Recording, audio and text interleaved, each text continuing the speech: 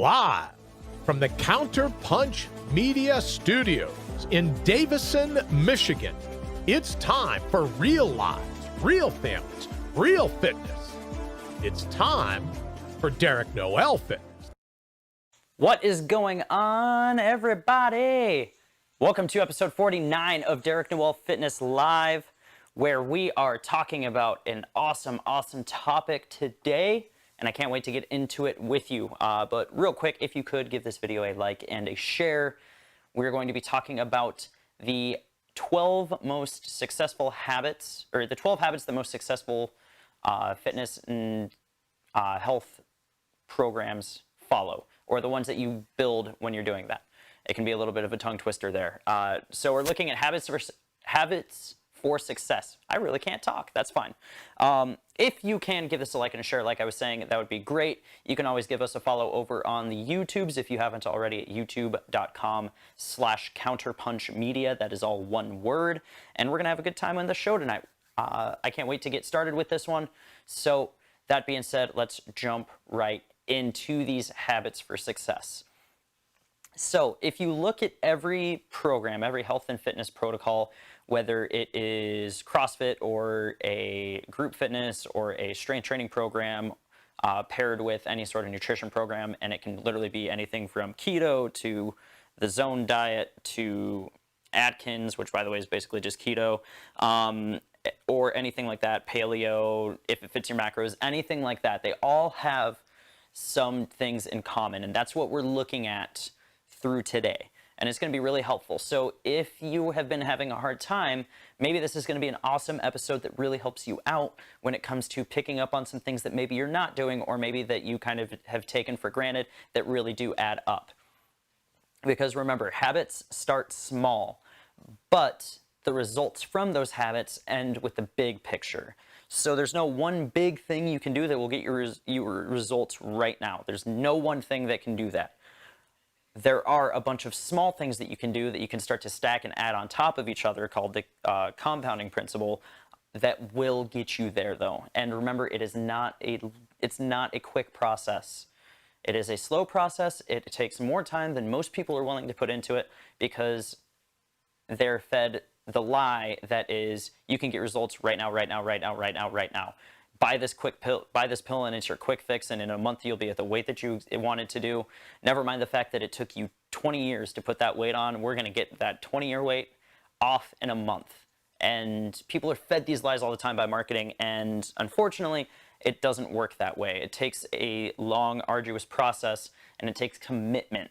And that's what these habits are. So even if you start these habits tomorrow, it doesn't mean that they are going to work and get you exactly where you want. 2 weeks from now, you have to have patience and build through these different things.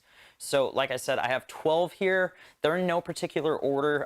For example, the first one is eat vegetables. That's fairly important, but it's still probably not the most important one on this list. So we're going to get into it right now. Let's start out, like I said, with eating vegetables.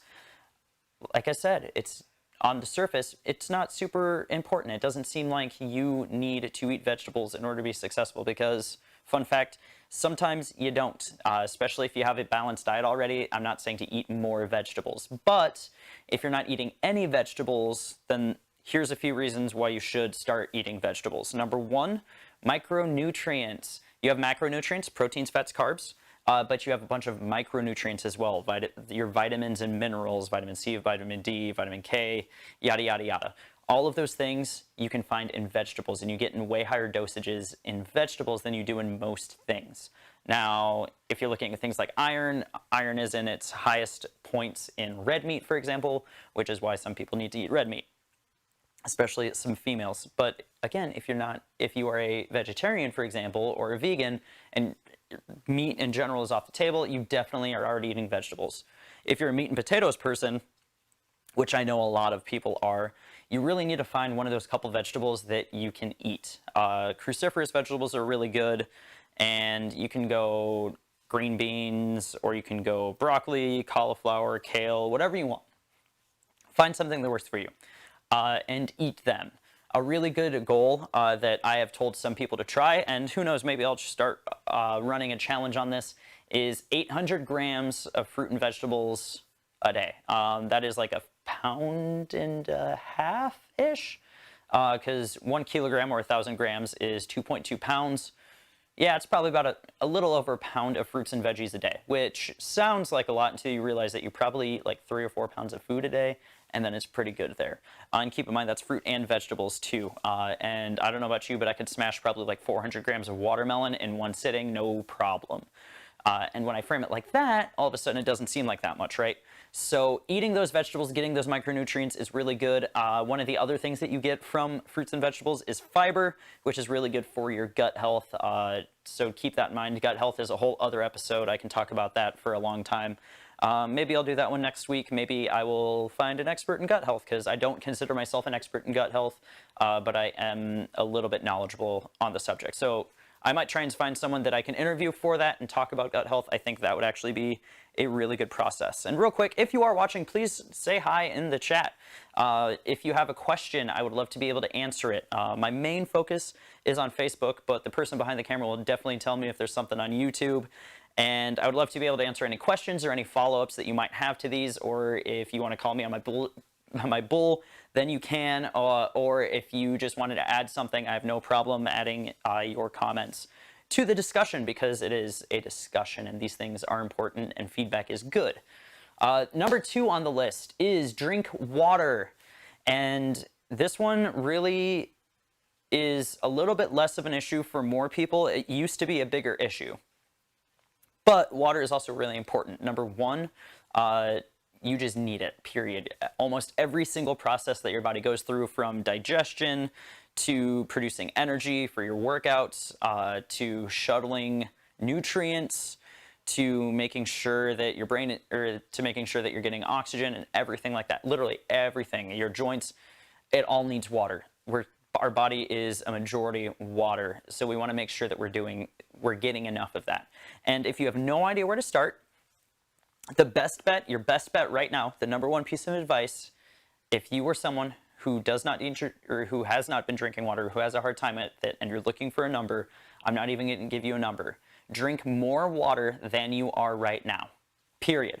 If you start with 1 glass more than you do right now, that is an awesome step forward. And then once you get that under your belt, you can start going, oh, I'm going to try and get a gallon of water a day. A gallon can be a lot for some people. If you're a smaller person, you might not even need a gallon of water.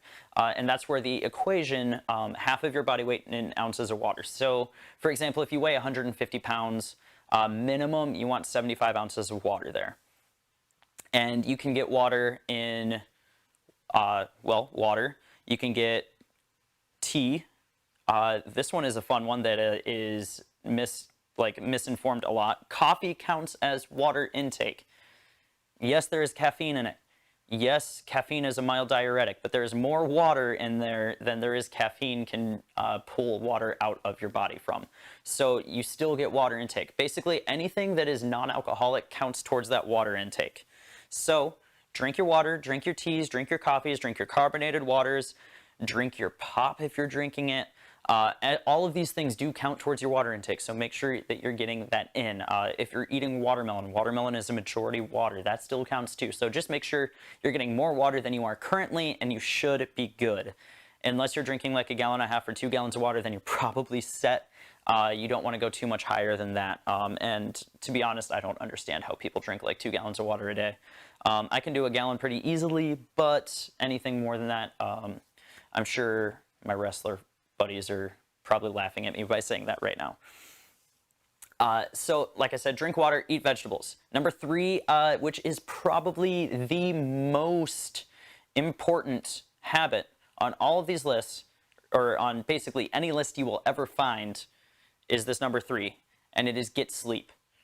Sleep is so vitally important, everybody. You need to get sleep. And you can say, I will sleep faster, or I will get sleep when I'm dead because I got to get all these things done. You are holding yourself back from making progress in basically anything you're doing.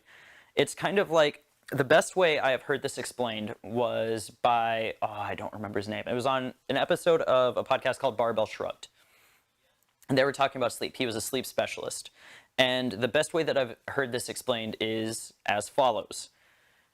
it's kind of like you're at a party and you drove there and you have one drink. You go, okay, I'm probably good to drive, I'm fine. So that's like one night of sleep that you're kind of lacking on. So let's say you get 4 hours of sleep. One day, I'm probably good to drive. 2 drinks, I should wait a little bit. To see what's going on. 3 drinks, okay, I definitely shouldn't be driving. I'm good. And in real life, that's when you're like, oh my God, I'm so tired. I could sleep for. And then the 4th day or the 4th drink happens, and all of a sudden you're like, okay, I'm good to go. And obviously, if you're 4 drinks in within any amount of time, you're not good to drive. Just like if you are 4 nights deprived of sleep, you're going to really start, your body is going to start to ignore the effects of sleep deprivation, but they're still going to be there. And it can be things like increased fatigue. It can be things like increased injury risk because you can't hold your body up. It can be things like not being able to focus on things because you're so tired. It can be things like not having the willpower to stop yourself from eating an entire package of Chips Ahoy and milk. By the way, been there, done that. It can be all of these different things are all stem from your lack of sleep. So please make sure you get that sleep. Your sleep is how you recover. So if you're chronically super sore from your workouts and you're not getting enough sleep, getting more sleep can help you be less sore, which by the way is going to help your performance because then you're less sore, which means you're in less pain when you're training. So keep that in mind whenever we are going through these things because you definitely want to be able to, recover. It's really important. Keep that in mind whenever we're going through these things. So between sleep and water, I feel like that's probably a majority of where a lot of people are lacking. Water, not so much anymore. Sleep, definitely, and sleep forever and always will be someplace where someone is lacking simply because they might be working 2 jobs or they might have a couple kids that are keeping them up at night. Newborn moms, I'm looking at you. All of these different things play a huge factor, so keep that in mind. Number 4 habit is and it's less of a habit and more just something you should do, but also it's a habit to make sure you check in with it daily, is to join a support group. And I'm not talking about like AA or anything like that. I'm talking about joining a community of like-minded individuals, all people who have similar goals. So if you are looking to lose weight, find other people who are also looking to do that and surround yourself with those people. That way you can share knowledge and share information and call other people on their BS and keep them accountable and all of these things. Because when you're doing things with a group, you can do things a lot more effectively. You can keep yourself more motivated. If you see someone else doing something, you can be a little competitive with it. Remember, the only person you're competing with is really yourself, but you can also kind of help especially if you're lacking in the motivation department. It can help you take that step forward because you see Sally in the Facebook group lose 5 pounds and you've only lost 2 and you really want to get after it. Be smart about it, but then all of a sudden you're more motivated. So joining a support group or joining a group of like-minded individuals is super, super important. And we'll kind of circle back to this one a little bit for number 10 because it is related, but we'll get there. Number 5, and this is where someone like me comes in. In case you don't know, I am a nutrition coach and I am a fitness coach. Number 5 is hire a coach. And without trying to sound biased, which I know is hard because it is literally my profession, hiring a coach can be one of the best things you ever do. It doesn't have to be me. It can be someone like any of the people that I've had on the show so far, or someone that you know that does good work. Number 1, make sure you vet the coach before you decide to work with them. Look at their body of work and make sure you know what they're doing. Make sure they're not just some Instagram model who has a nice butt and you want a nice butt, so all of a sudden you hire them because they tell you that you can get a butt like them, and then they basically ruin everything about your entire body because they don't know anything about nutrition, but they know how to work out their butt, and that's it. Which I'm chuckling about a little bit because that actually happens, and that's not something that I just made up. That actually happens. So make sure you're vetting your coaches. But hiring a coach is very good because a coach can keep you accountable. A coach can teach you how to approach different situations. Notice I'm not saying we're going to tell you what to do because we shouldn't be specifically telling you what to do. Otherwise, you're never going to learn on your own. A good coach will have you learn things on their own. So they'll provide suggestions or they'll ask you questions to get you to come to the answer yourself, which is really how it should be, especially when you're coaching.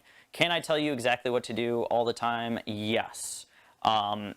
Will you actually learn anything from it? That's debatable. But hire an expert, have them help you. It will do very, very well, especially if you are just beginning or just starting out or you don't really know what you're doing so much. If you're one of those people who walks into a gym and has no idea what to do, hiring a coach might be a good idea, whether it's wherever it is. So keep that in mind. That's all I'll really say about that one. I don't really want to go into any coaching pitches or anything like that, so we'll leave that one there for now. Number 6 is read. And I know a lot of people hate reading. I don't like reading that much. And don't get me wrong, I will read things like, I was a big Harry Potter fiend, still kind of am, and I'll read things like that. I have no problem with that. But I found that, and this is where I'm adapting habits to work for me, I'm not a big fan of reading physical books. I'm just not. I would rather be able to listen to it on the go and really be able to focus on it. And in fact, that's what I usually do when I'm in the car. I almost never listen to music in the car. Only situation where I do listen to music is when I'm trying to hype myself up when I'm driving to the gym to work out, which hasn't happened in the past 4 months because we're in quarantine. So anything that I'm usually listening to in the car is an audiobook. For example, I just finished the book Atomic Habits. Super good book. I feel like everybody should read that. That's Derek's book suggestion for the month, by the way. Make sure that you are reading, and it doesn't have to be like reading an entire book a day. Do people do that? Yeah. It can be something as easy as read 10 pages a day, like 75 Hard, which, by the way, I failed on after a week. And that I will be restarting that soon, but a full disclosure, I failed at 75 Hard. There's a reason that it's called hard.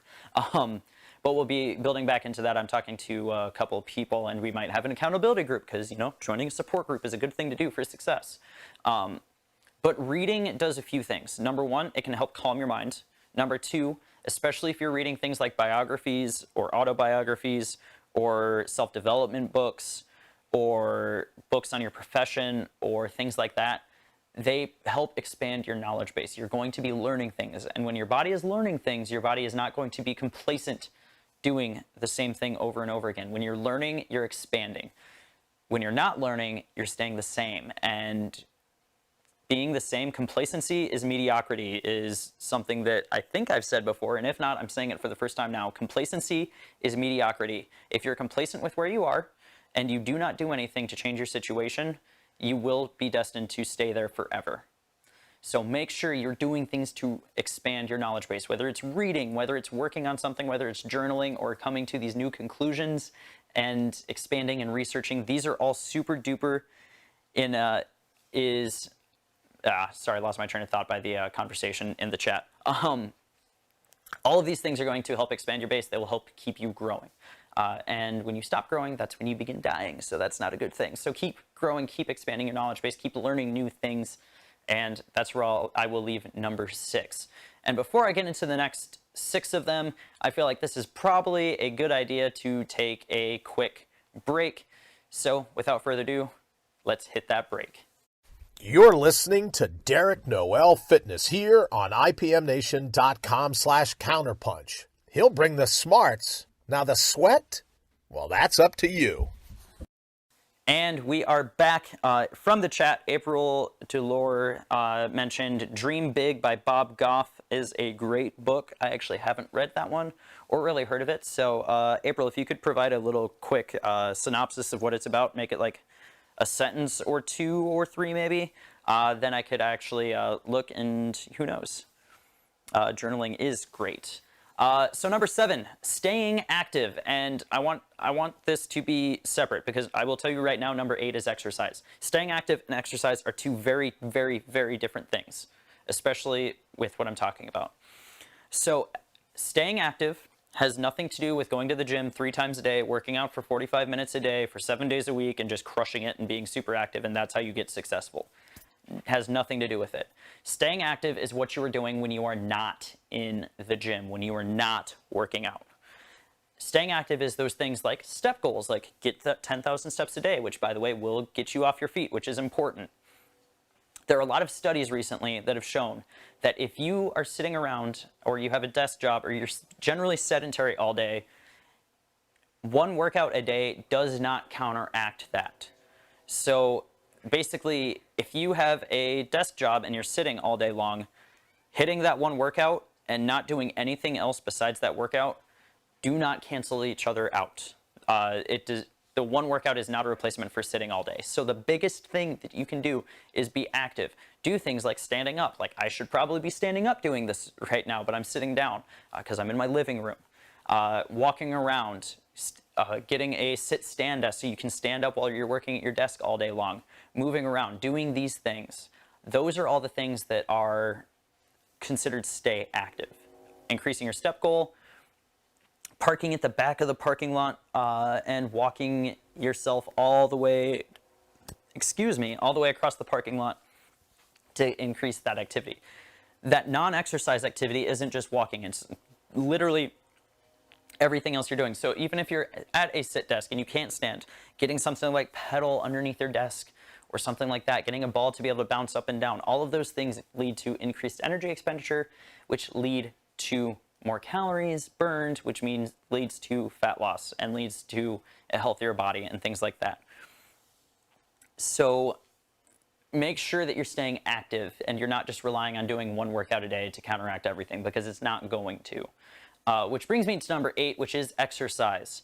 Almost every single successful person that I have read about or know of does some sort of actual physical activity or exercise. Whether it is going out for a bike ride, going out for a run, doing anything like that.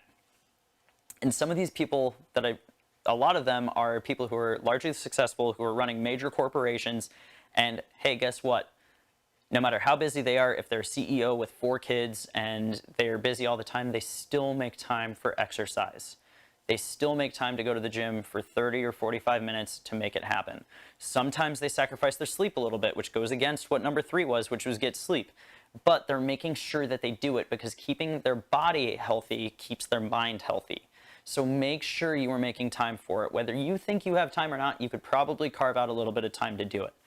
Barring some very, very extreme circumstances, but there is a saying, and it sounds a little harsh, but it's probably true. There is someone busier than you who is still working out. So keep that in mind when we're going there. Exercise, I don't really need to talk about all the benefits of exercise. I feel like we get it at this point in time. But if you're having a hard time getting that exercise in, have that support group. Find a coach.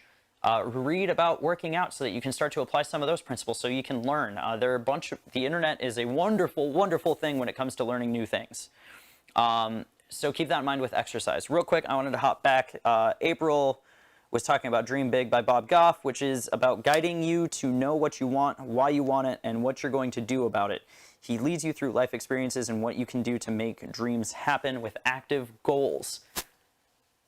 I'm not going to lie, that is really, really convenient timing, April, because number 9 is setting goals.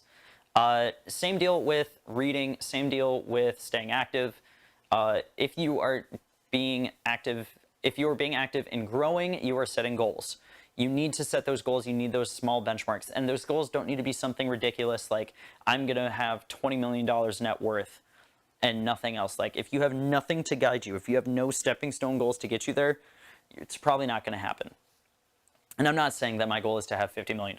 I mean, it would be nice, but that's not what my big goal is per se, but it's an example of one of those things. You should be uncomfortable when you're setting these goals, but you should definitely be doing them, and you should set them to be achievable. For example, if you are someone who has literally never run before in their life and you dedicate yourself to running a marathon, but then you don't have a goal of training 2 times a week to run that marathon that you're doing in, we'll say, 26 weeks, so like a half a year from now, if you don't set any goals to work towards training or to have certain benchmarks before you move on to your next phase of training, all of a sudden that the 26 weeks is going to come by and you're going to have to run a marathon and you haven't done anything about it. How do you think that's going to feel? Not everyone is going to be Barney Stinson and just be able to run a marathon. And by the way, Barney got stuck on the train in How I Met Your Mother, in case you didn't get that reference. He got stuck on the train afterwards because he couldn't move his legs. But make sure you're setting goals that help you achieve it. It will make the actual end goal a lot easier to hit when you have those things set to be able to hit them. So make sure you're setting goals, whether it is a health or fitness goal or a business goal or a personal goal or anything like that. sometimes people compound these. So someone will set a goal to read 12 books a year, which, by the way, is 1 book a month. That's really not that bad. I also have seen other people, I believe Tim Ferriss or one of his guests, I can't remember exactly what it was on the Tim Ferriss show, had a goal of reading, I think it was like 300 books in a year, which is 1 book almost every day, if not every 2 or 3 days. So usually it's a lot. So keep that in mind, that people are setting these goals, and that's how we expand, that's how we learn. Is a 300 book a year thing a good goal? I wouldn't be able to do that right off the get. I would probably have to start myself with reading like 2 books a month, which is 24 books a year, which is nowhere near that. But then I can start to build on that in a few years from now, maybe 300 books. Not that bad. So number 9, setting goals. Number 10, spend your time with successful people. Make a habit of trying to interact with people who are successful. If you are always interacting with people who are not successful, your chances of success are going to go down. It's literally, you are the person that you surround yourself with. So the 5 people that you have in your circle are what you are going to be. And that might not necessarily always be the case, but chances are, just based on how humans perform, humans in general like to perform down to a standard, not up to a standard. So if the bar is down here, you're probably more likely to perform down here than you are up here. If you have people who are up here, you're going to try to perform up here to keep up. It's just naturally how humans work. So spend your time with successful people. Make it a point to find a mentor, to find someone to talk to, that you can message people and, you know, bounce ideas off, or people who are very successful in your field and you want to be very successful in your field. Then you can ask them for advice because you've gotten close to them and you can help each other out. All of these different things, when it comes to spending time with successful people, really help out. And that's about all I'll spend the time on with that one, but make sure you're surrounding yourself with those successful people so that you can be successful as well. So that way you have to perform up, which, by the way, works with setting, or will help you set goals, will help you read more. Maybe you hire a coach to get yourself to that point. Maybe you hire one of those successful people as your coach, and all of these other things. So as you can see, these things compound on each other. Number 11 is try and form the habit of saying no. You can always say yes later, but if you say yes all the time, then eventually it's going to come back to bite you. I know for me in the past, it's come back to bite me. I've basically triple booked myself by saying, yeah, that's cool, let's do it. It's also poor time management. But saying no helps you manage your time better, and you can always say, probably not, but let me check my schedule and I can get back with you later. And then that's a no, but there's a potential there. So if you learn how to say no, then all of a sudden your yeses might become more meaningful, or you might be able to schedule your time better or spend more impactful things. But it also has the added thing of this. It has the added time of you get to choose what you do. You are not dragged into things by other people all the time. So when you say no, you can start to pick and choose what you want to do and what will help you advance. So that way you're not taking any steps back. And granted, if you need to help a friend or something like that, I'm not saying don't help them. I am saying start saying no to some things so that you can say yes to the more important things, and it will really, really help prioritize your time. And the last one that I think is also a fairly important one is get in the habit of trying to have a good attitude. And I know that some people will probably be up in arms about this one because there's been something with toxic positivity going on, which, don't get me wrong, is a real thing and is really obnoxious. And I feel you when it comes to not really liking that all so much. But having a good attitude is something that you choose. You choose to have a good attitude about something. It's not something that you can't help. I can look at something and be negative all the time, or I can actually actively search out and try and find the good in things. And if you have a really crappy attitude all the time, nobody is going to want to hang out with you, which means you're not going to be able to spend your time with successful people, because guess what? They don't have bad attitudes most of the time. You're going to be saying no to things out of the wrong mindset. You're not going to set any goals, because what's the point? You're in a negative mindset and you're in a negative attitude, and all of a sudden it's coming across and it really impacts everything else. So For some people, it can be more difficult than others, but try and choose the good attitude. Try and find the good in things. And I'm not saying be super positive and be like, rah, rah, the sun is shining, let's go all the time. Because again, that can get really frustrating and really obnoxious if you're always that person. Be pragmatic about it. But choosing that good attitude will really help you out. Because if you choose the positive, then chances are you can start to root out the positive. If you're always in the fight mode, and you're always in that negative mindset, it's a lot harder to dig out, and usually that compounds too. Remember, you have good habits and you have bad habits. I just gave you 12 ones to work on, and those are the really, really good ones. These are things that if you apply them, chances are you will get better. There are also habits that if you apply them, you will get worse, or if you don't apply these habits, you will get worse. Because then all of a sudden you're putting negative habits in. There are positive and negative habits. Try and work on the positive ones and try and work on getting rid of those negative ones, or figuring out how to turn those negative habits into a positive one. And if you want to know how to do that, make sure you check out a couple different books. This is going to be my recommendation. I already mentioned one, which is Atomic Habits by James Clear. Super good book. I actually just finished that one the other day. And the other one, which he actually mentions in his book, is The Power of Habit. And I can't remember exactly who wrote that one off the top of my head, but The Power of Habit is also a good book. So 2 books on how your brain actually handles habits, why we rely on them, and how you can program habits for yourself. That being said, let's go through one last check about this. April set a goal last year and read 12 books. That's awesome, and I know that you hit that because I think I talked to you about that before. And she had another recommendation for The Best Yes book by Lisa Turkhurst. I probably butchered that. Is a great guide to giving a good yes. So that goes back to the saying, no, like figuring out what to say yes to is, I'm assuming, what that book is about making wise decisions in the midst of endless demands. Exactly. So those couple books are probably going to be good too. Apparently we are going to be starting a book club soon. That's a joke, but now that I say that, maybe. Anyways, this is the end of the episode. If you like this, if you found value out of this, make sure you let me know in the comments. If you could give this a like and a share, share this on a friend's wall if you think that they can find some value out of it. I would really appreciate that. And if you have any questions and you don't want to ask them publicly, feel free to shoot me a message. I would love to be able to talk to you about this or anything else you might need help with. My name is Derek from Derek Noel Fitness. You have been watching episode 49 of Derek Noel Fitness Live, and have a great, great night, everybody.